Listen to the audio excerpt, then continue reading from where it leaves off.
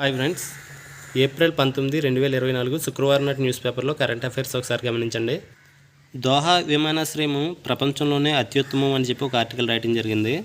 ప్రతి సంవత్సరము star రేటింగ్తో sky tracks అనే సంస్థ ప్రతి సంవత్సరం ఎయిర్పోర్ట్స్కి సంబంధించి ర్యాంకుల జాబితాని రిలీజ్ చేస్తుంటుంది. ఈ ర్యాంకుల జాబితాలో 2024 సంవత్సరానికి సంబంధించి ఖతార్ రాజధాని దోహాలోని హమద్ అంతర్జాతీయ విమానాశ్రయం 2024 ఏడాదికి గాను ప్రపంచంలో అత్యుత్తమ ఎయిర్పోర్ట్గా నిలవటం జరిగింది. 2024లో ప్రపంచ అత్యుత్తమ ఎయిర్పోర్ట్గా ఏ ఎయిర్పోర్ట్ నిలిచింది అని అడుగుతాడు. హమద్ అంతర్జాతీయ విమానాశ్రయము, లేకపోతే హమద్ అంతర్జాతీయ విమానాశ్రయం ఏ దేశానికి చెందింది అని కూడా అడుగుతాడు. ఖతార్ దేశానికి చెందినది. ఖతార్ రాజధాని ఏంటి అంటే దోహా. ఇందులో భారతదేశం నుంచి ఢిల్లీ విమానాశ్రయానికి 36వ ర్యాంకు, హైదరాబాద్ విమానాశ్రయానికి, రాజీవ్ గాంధీ విమానాశ్రయానికి 61వ స్థానం ఈ జాబితాలో దక్కడం జరిగింది. మిగతా చూడండి, సింగపూర్కి చెందినటువంటి చాంగి విమానాశ్రయం 2వ స్థానం సంపాదించడం జరిగింది. చాంగి విమానాశ్రయం ఏ దేశానికి చెందింది అని అడగొచ్చు. లేకపోతే ఈ జాబితాలోని 2024 ప్రపంచ అత్యుత్తమ విమానాశ్రయాల్లో 2వ స్థానం సంపాదించినటువంటి ఎయిర్పోర్ట్ ఏది అని కూడా అడగొచ్చు. చాంగి విమానాశ్రయము. ఈ జాబితాలో తెలుగు 2 స్థానాలు గత కొన్నేళ్ళుగా ఈ 2 విమానాశ్రయాలే పంచుకుంటూ ఉన్నాయి.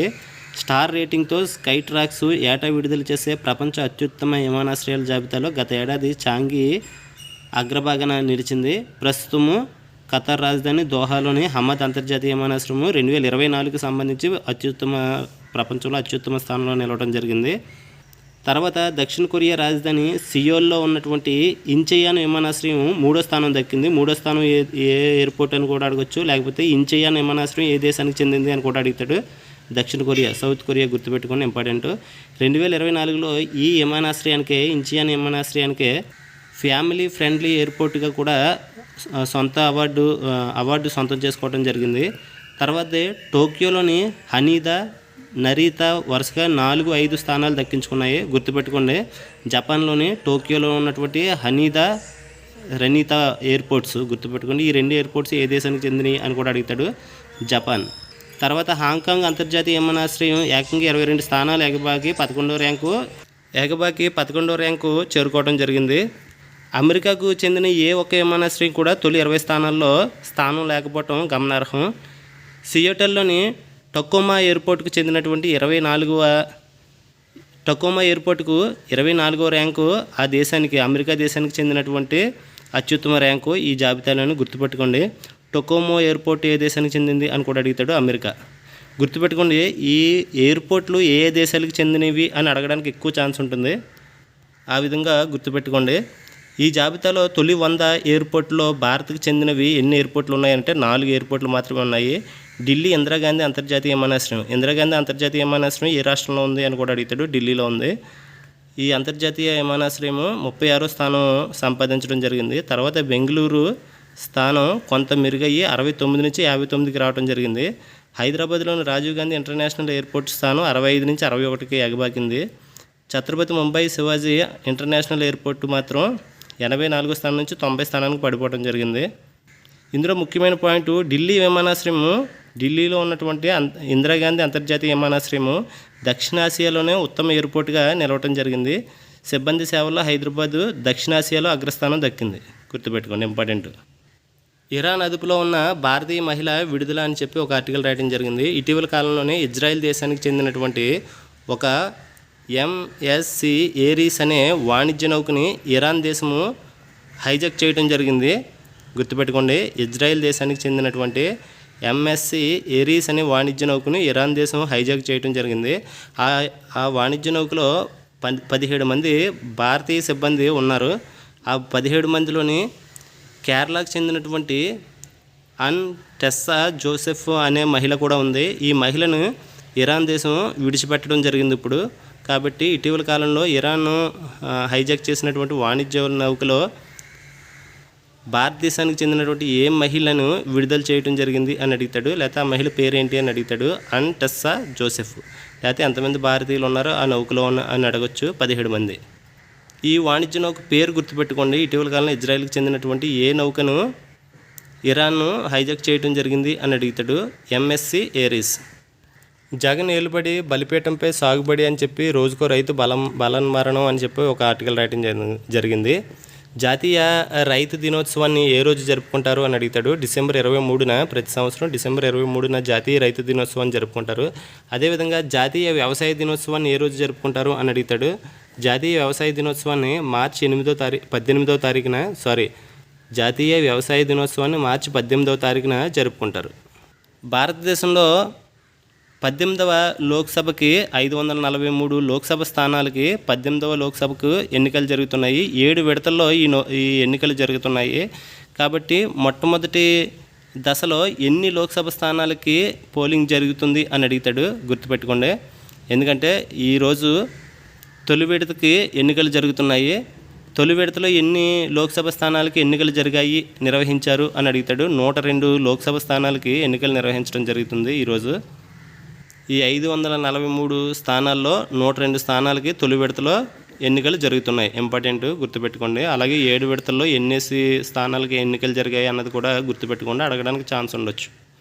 సమగ్ర వికాసానికి ఆరోగ్యమే ఆలంబన అని చెప్పి ఆరోగ్యం గురించి, పిల్లల చదువుకి సంబంధించి ఆరోగ్యకరమైన వాతావరణంలో పిల్లలకి ఎడ్యుకేషన్ ఇవ్వటం సంబంధించి ఒక ఆర్టికల్ రాయడం జరిగింది. ఇందులో ప్రపంచ ఆరోగ్య దినోత్సవాన్ని ఏ రోజు జరుపుకుంటారు అని అడుగుతాడు. ఏప్రిల్ 7వ తారీఖున ప్రపంచ ఆరోగ్య దినోత్సవాన్ని జరుపుకుంటారు. అంకురాలకు శాపం, నిర్వహణ లోపం అని చెప్పి అంకురాలకు సంబంధించి ఒక ఆర్టికల్ రాయడం జరిగింది. ఇందులో అత్యధిక అంకుర సంస్థలు ఉన్నటువంటి దేశాల జాబితాలో భారతదేశం ఎన్నో స్థానంలో ఉంది అని అడుగుతాడు. 3వ స్థానంలో ఉంది. మొదటి స్థానంలో ఏ దేశం ఉందంటే అత్యధిక అంకుర సంస్థలు ఉన్నటువంటి దేశాల్లో మొదటి స్థానంలో అమెరికా, 2వ స్థానంలో చైనా ఉంటే భారతదేశం 3వ స్థానంలో ఉంది. దేశంలో నిరుడు డిసెంబర్ నాటికి ఎన్ని అంకుర సంస్థలు ఉన్నాయంటే 1,17,254 అంకుర సంస్థలు ఉన్నాయి. దీనిని కేంద్ర పరిశ్రమలు అంతర్గత వాణిజ్య ప్రోత్సాహక శాఖ ఇటీవల ఈ ఫిగర్ని వెల్లడించడం జరిగింది. అంచనాలను మించిన ఇన్ఫోసిస్ అని చెప్పి ఇన్ఫోసిస్ యొక్క లాభం గురించి రాయడం జరిగింది. ఇందులో ఇన్ఫోసిస్ CEO పేరు ఇవ్వడం జరిగింది. ఇన్ఫోసిస్ CEO పేరు సలీల్ పరేఖ్.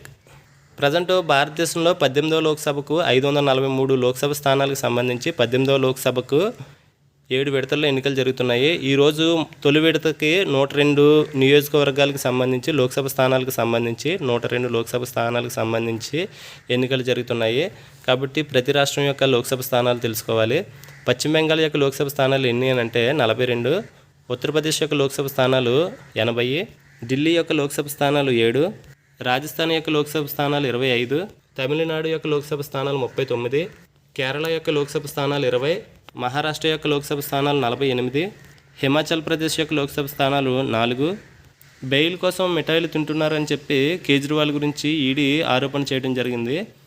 కేజ్రీవాల్ పదవిలో ఉండగా అరెస్ట్ చేయబడినటువంటి మొట్టమొదటి ముఖ్యమంత్రి ఎవరు అని అడిగితే అరవింద్ కేజ్రీవాల్ ఢిల్లీ ముఖ్యమంత్రి. ఛాంపియన్ క్రీడల విషయానికి వస్తే కళ్ళన్నీ విన్నేస్ పైన అని చెప్పి ఒక ఆర్టికల్ రాయడం జరిగింది. ఇది ఆసియా ఒలింపిక్ క్వాలిఫైయర్స్ టోర్నమెంటు జరుగుతుంది. ఆసియా ఒలింపిక్ క్వాలిఫైయర్స్ రెజ్లింగ్ సంబంధించి ఎక్కడ నిర్వహిస్తున్నారు అని అంటే బిష్కెక్ కిర్గిస్తాన్ దేశంలో ఈ పోటీలు నిర్వహించడం జరుగుతుంది. ఒలింపిక్ క్వాలిఫైయర్స్ సంబంధించి రెజ్లింగ్కి. ఇందులో భారతదేశానికి చెందినటువంటి రెజ్లర్ పేర్లు గుర్తుపెట్టుకోండి. ఏ క్రీడకు సంబంధించినటువంటి క్రీడాకారులు అని అడుగుతాడు. వినేష్ పొగాటు, రీతిక, అన్హు, మాన్సి, నిసా. పురుషుల్లో అమను, దీపక్ పూనియా, సుజిత్, జైదీప్, దీపక్, సుమిత్ వీళ్ళందరూ కూడా ఏ క్రీడకు సంబంధించినటువంటి క్రీడాకారులు అని అడుగుతాడు. రెజ్లింగ్ క్రీడకు సంబంధించినటువంటి క్రీడాకారులు. అదేవిధంగా 2024 క్యాండిడేట్స్ చెస్ టోర్నమెంట్ కూడా జరుగుతుంది. ఎక్కడనంటే టొరంటోలో జరుగుతుంది. ఇందులో చెస్ క్రీడాకారుల పేర్లు కూడా గుర్తుపెట్టుకోండి. ప్రజ్ఞానంద, విదిత్ గుజరాతీ, గుకేష్. లేడీస్లో వైశాలి, హంపి. ఏ క్రీడకు సంబంధించినటువంటి క్రీడాకారులు అని అడుగుతాడు. చెస్ క్రీడకు సంబంధించినటువంటి భారత క్రీడాకారులు. క్రికెట్లోకి వస్తే ప్రజెంట్ ఐపీఎల్ పురుషుల్లో ఐపీఎల్ 17th సీజన్ జరుగుతుంది. ఇందులో ఎన్ని టీమ్స్ పాల్గొన్నాయంటే 10 టీమ్స్ పాల్గొన్నాయి. 16వ సీజను విజేత ఎవరు అని అంటే సిఎస్కే, చెన్నై సూపర్ కింగ్స్. అదేవిధంగా 2024 ఉమెన్స్ ప్రీమియర్ లీగ్ కూడా జరిగింది.